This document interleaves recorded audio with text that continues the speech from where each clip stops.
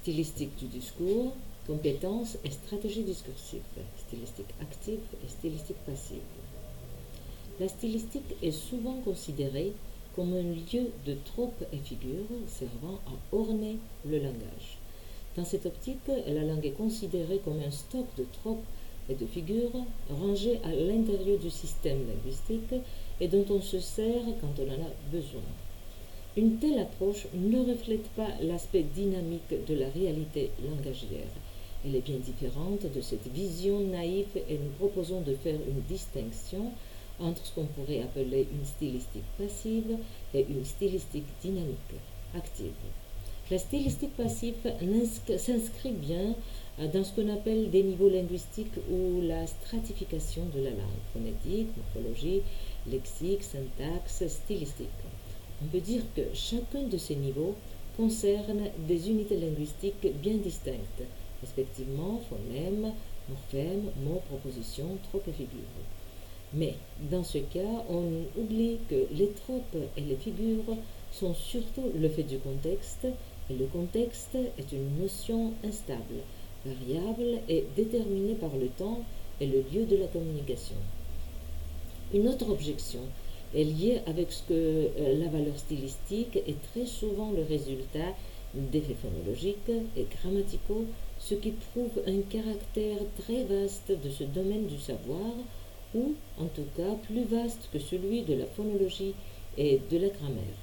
En effet, quand on dit « dehors régnait la nuit », c'est non seulement le verbe métaphorique régner qui crée la valeur stylistique de l'énoncé, mais aussi l'ordre renversé de mots et l'intonation poétisée de l'énoncé.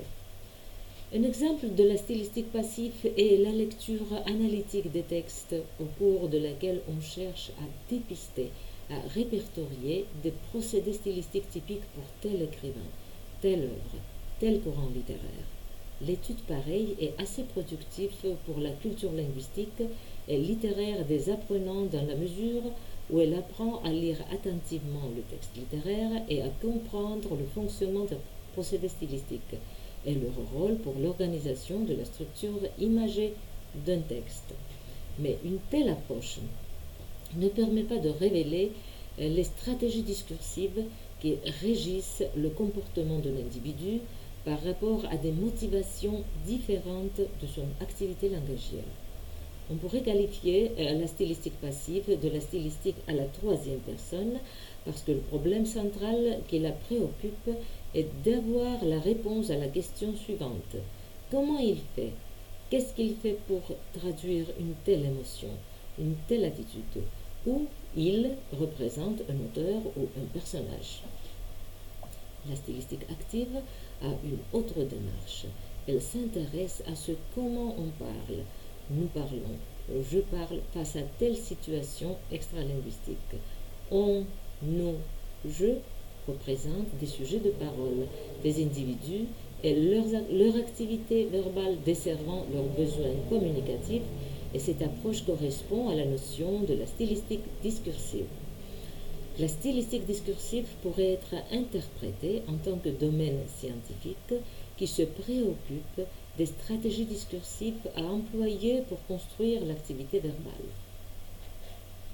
Cette stylistique a une grande importance non seulement pour étudier une langue étrangère, mais aussi pour étudier une langue maternelle. Il existe une opinion erronée que l'on puisse connaître totalement sa propre langue. Cette opinion est incompatible avec la réalité langagière, et ceci pour trois raisons, dont la première est qu'il existe pour chacun de nous des sphères inconnues du fonctionnement du langage. Qui de nous pourrait se flatter de pouvoir manipuler librement des mots du vocabulaire juridique, par exemple, ou technique? La seconde raison est une grande richesse folklorique de la culture qui fait que certains mots, proverbes et comptines risquent de nous surprendre et leur sens ne se laisse pas facilement appréhender. Et la troisième cause tient à ce qu'on apprend un comportement verbal à des cas aussi longtemps que l'on vit, et personne ne pourrait affirmer d'une façon catégorique de toujours pouvoir trouver des mots et des formules exactes nécessaires à un moment donné de l'existence humaine. Maintenant, l'unité fondamentale de la stylistique discursive. L'élément central du discours est l'énonciation qui correspond à une unité interactive minimale de la communication. Les problèmes stylistiques liés à l'énonciation, ceux du registre et du contexte, sont le produit des circonstances de la communication. La stylistique ne s'intéresse pas à la proposition parce que ce terme se voit essentiellement employé par rapport à la structure syntaxique. Le terme de phrase est aussi à employer avec précaution, puisque la phrase c'est avant tout une unité prosodique. Et c'est donc les termes de l'énoncé ou l'énonciation qui interviennent dans une étude stylistique quand on privilégie une approche communicative à des phénomènes linguistiques, en faisant une attention particulière à la dichotomie de l'implicite et de l'explicite, ainsi qu'à la sphère des connotations ou de sens supplémentaires.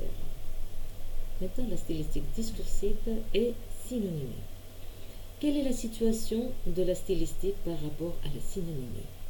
Lyons définit ainsi la synonymie. Deux ou plusieurs éléments linguistiques sont synonymes si les phrases qu'on obtient en les substituant l'un à l'autre sont synonymes. Ainsi, si l'on dit « l'homme est un loup pour l'homme » ou « l'homme est un être cruel pour l'homme », on obtient en gros la synonymie des éléments « loup » et « être cruel ». Pourtant, ce type de synonymie n'implique pas l'équivalence sémantique. C'est une autre équivalence qu'on pourrait appeler cognitive. Le célèbre philosophe Peirce a dit « Tout ce qui est dit d'une façon peut être redit d'une autre façon. Tout ce qui est exprimé en un mot peut être réexprimé en plusieurs mots. Les définitions du dictionnaire en sont une preuve évidente. L'homme est un mammifère bipède. » Comparons cette phrase à la phrase suivante. L'homme est un roseau pensant. La question de la métaphore et de la synonymie ne peut être résolue au niveau stylistique, qui est dans un certain sens un niveau supralinguistique, parce que la compréhension des phrases telles que l'homme est un roseau pensant, nécessite un appel au phénomène d'ordre extralinguistique qui relève de la culture, de la littérature et de la philosophie. Ce n'est pas une synonymie inscrite dans le système, mais une synonymie construite en discours par une énonciation subjective. Les expressions un sentiment fort et un sentiment intense peuvent être considérées comme des synonymes et il paraît au premier regard qu'il en est de même avec l'expression le feu de son regard et la vivacité de son regard.